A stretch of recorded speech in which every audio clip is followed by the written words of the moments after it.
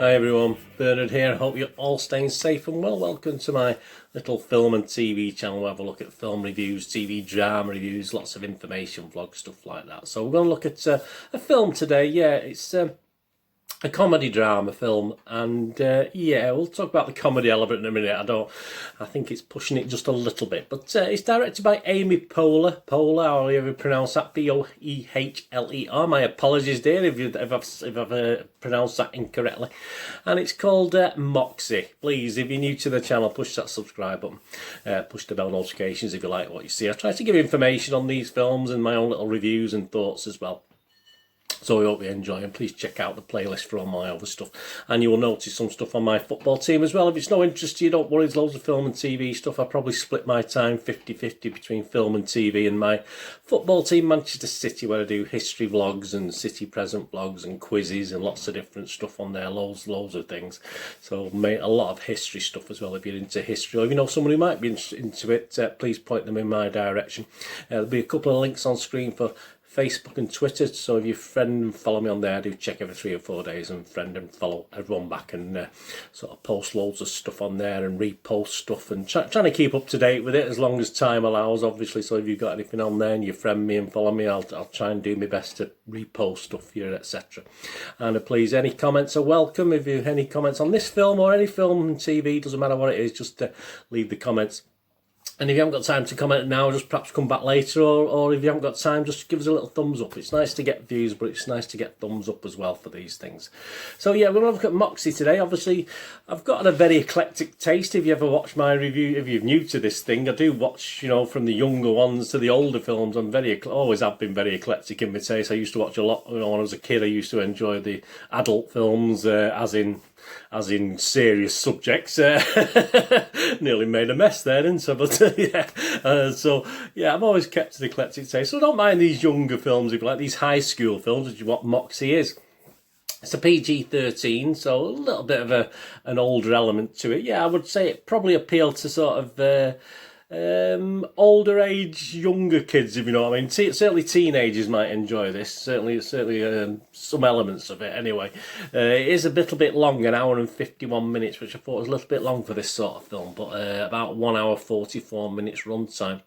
Tamara Chestnut and Dylan Mayer adapted the screenplay from the 2015 novel, so if you may have read that, you might be more interested, of the same name by Jennifer Mattow. Stars Hadley Robinson, Alicia Pascal Peffner, Lauren Tsai, Patrick Schwarzenegger, Nico Haraga, Sydney Park, Josephine Langford, Clark Gregg, Ike, or Ike, is it Ike? Yeah, Ike, Ike, I'm British, I'm not used to these sort of names. Ike Barinholtz, Paula and Marcia Gay Harden. So there you go, yeah, I mean, a lot of the characters are new to me, as I say. I don't watch a lot of young TV, but I do enjoy the sort of young films. I did watch Ginny and Georgia recently. Does that class as young? I'm not too sure. This film was released on Netflix, so it's a Netflix release, so it's readily available on there and maybe on other streaming sites, I'm not too sure, but it was released on the 3rd of March. What's it about? Well, fed up with the sexist and toxic status quo at her high school, a shy 16-year-old finds inspiration from her mother's rebellious past and anonymously publishes a zine. Yeah, well, I've been there, I've done zines, perhaps not on the same subject, that sparks a school-wide coming-of-age revolution. I watched the trailer, it wasn't overly exciting. It's pretty much, if you do watch the trailer, that's more or less what the film's going to be like. I mean, there's nothing in it that sort of hits you as comedic, to be honest with you, from a comedy drama, or dramedy they call these days, aren't they? But yeah, I watched the trailer. The trailer was okay. I watched the trailer after the film, which I do tend to do, you watch these vlogs. I would give the trailer perhaps 6 out of 10. So the trailer was okay. Certainly didn't put me off the film. What do the critics think? Well, Rotten Tomatoes, the film's got an approval rating of 66%, so that's a positivity rating, if you like, based on 73 reviews. It's got an average rating with 6.4 out of 10, so that's not too bad, 6.4 out of 10, with 48 fresh ratings and 25 rotten. So, yeah, just edging it there on the fresh. The website's critics' consensus reads, Moxie comes up a little short on its titular ingredient when it comes to fully addressing its story's timely themes, but this sweet coming-of-age story is still easy to like. yeah, I think I would call it a coming-of-age story, yeah.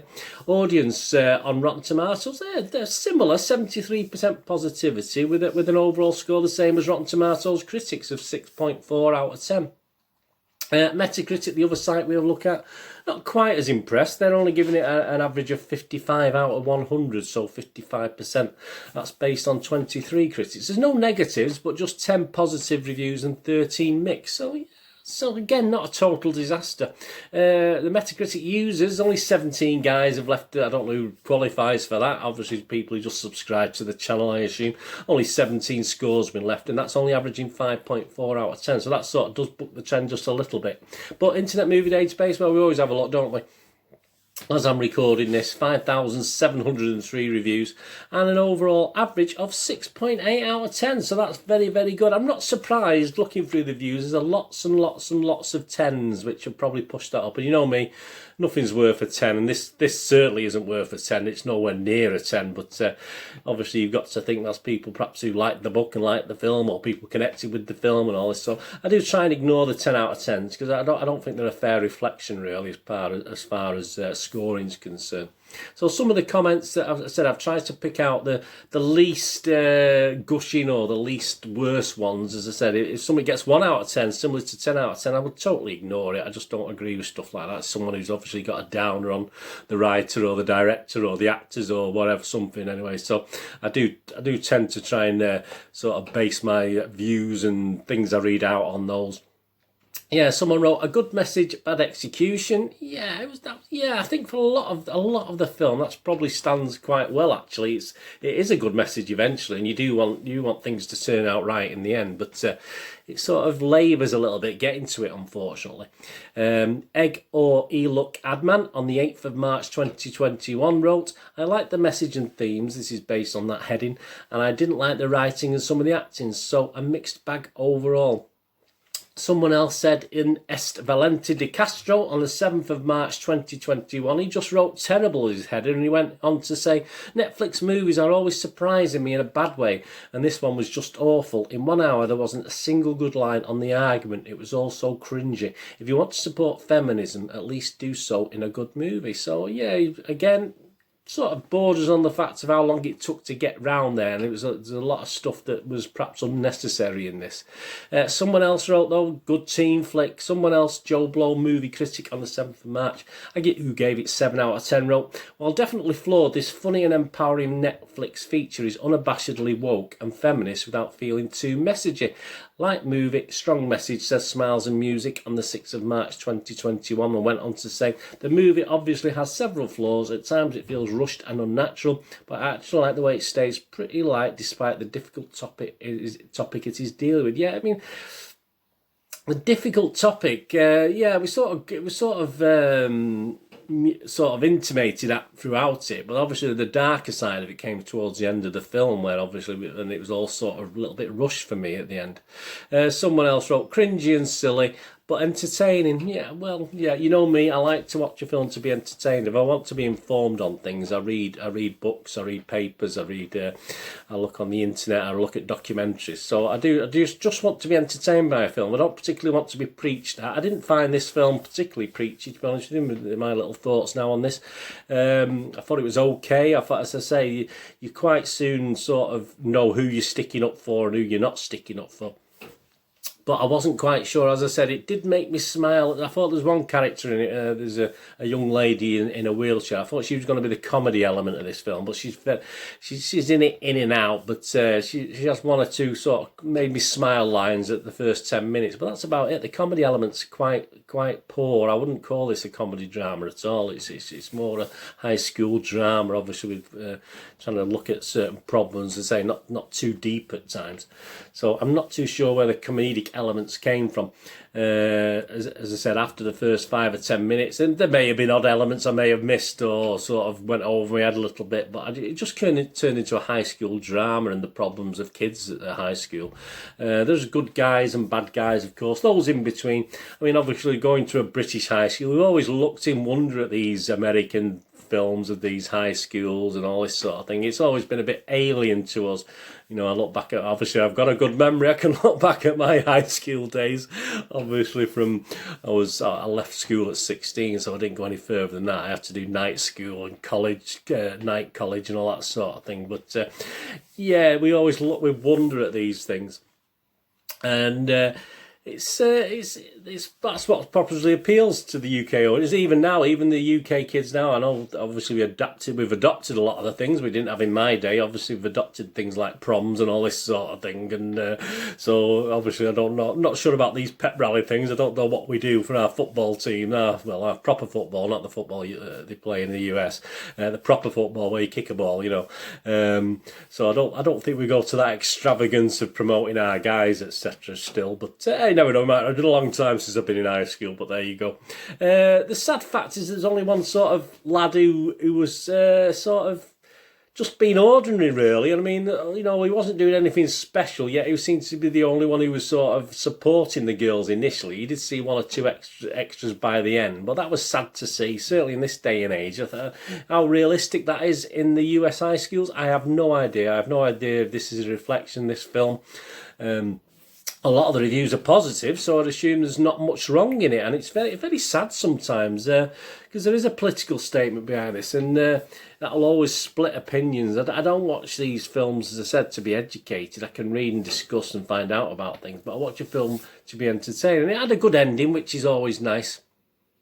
But as I said, the actual what was going on in this school, I find very hard to think that it's still. I mean, it's some things that were going on in my high school in the 70s. I mean, things not progressed. As I said, I do believe that this isn't too far off, because as I said, surely it would have got a lot more negative reviews. I didn't see that many sort of saying this isn't high school, this is rubbish, and this doesn't go on in this day and age. So I only have to assume it does go on, and I think it's very, very sad, because a lot of the sort of little bullying elements and obviously the boy-girl relationship sort of did go on at our school. Not even to the extent of what it's. I mean, I went through to not a posh school. I went to, you know, an okay high school, but you know, we don't seem to progress very much, certainly in the US, and that's a shame. I'm not sure, as I say, it's certainly from the teachers to some of the students, it's a little bit worrying.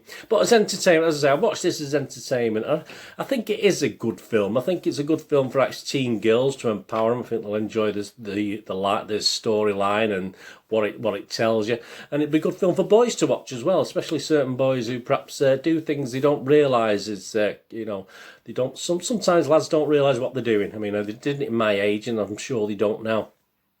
I thought it was a little bit too long. I thought it was a little bit too tiresome watching some elements of it. It took far too long to get to the gist, get to the crux of the matter, which was there. And as I said, it led to a high sort of ending where you felt good, sort of thing, with it all. And obviously, you know, the bad guys come out and get the comeuppance, if you like, or certainly one or two of the bad guys do anyway, but perhaps not the bad adults. Obviously, I could think of a couple of teachers who quite didn't get the comeuppance, unfortunately, what I wanted to see. So it was a good story. It's not a comedy though. Don't go on this thinking it's a high school teen comedy drama. It's not. I think the comedic element is very weak. So there you go. Yeah, I did quite like it. As I say, it wasn't a total disaster. It wasn't one of Netflix's worst by any means. By one critique said earlier on, Netflix do produce some absolute, pardon my language, but absolute crap, to be honest with you. And I know they've recently put our charges up, and I'll still stick with it. It's only a couple of quid a month, but they've got to put out a lot more content, and putting out these foreign language series, etc., that are dubbed, you know, very weak. Some of them, I always give everything a chance, but some of the stuff they're putting out isn't very good at all. So for Netflix, this was okay. This is certainly watchable. I'm going to give it my watchable rating. I'm not quite as high as some of the others, but I'll give it a 6 out of 10, which is my watchable rating for this movie, Moxie. And the poster, yeah, I mean, there's a couple of posters I've shown there. They're not overly exciting unless you're into the characters, I suppose. I'll just give the poster a 5.5 out of 10. So that's the 3 scores today. The trailer got a 6 out of 10, so it drew with the film, which is unusual. Sometimes the trailers get higher scores, but I think the trailer, if you watch the trailer, it does give you an idea of the film, and I think that's a very good idea. It doesn't overcook it. It doesn't promise anything more than what you get. just a little bit too long. Another 10, 15, 20 minutes off would have been probably ideal as well, because there is a lot of filler that was unnecessary. So the trailer got 6 out of 10, the poster got 5.5 out of 10, and of course the film, I'm going to give it a watchable rating of 6 out of 10. Anyway, let me know what you think if you get to watch this. I'll be very interested in that. Whatever you're going to do this day, have a great one. Look after yourselves, look after your friends, look after your family. More importantly, let's all look after each other until we meet here again on the Film and TV channel, or perhaps you flit across, have a look at my Citizen channel, wherever it is. All I ever ask of everybody out there is please stay safe, everyone. Thanks for watching. Bye for now.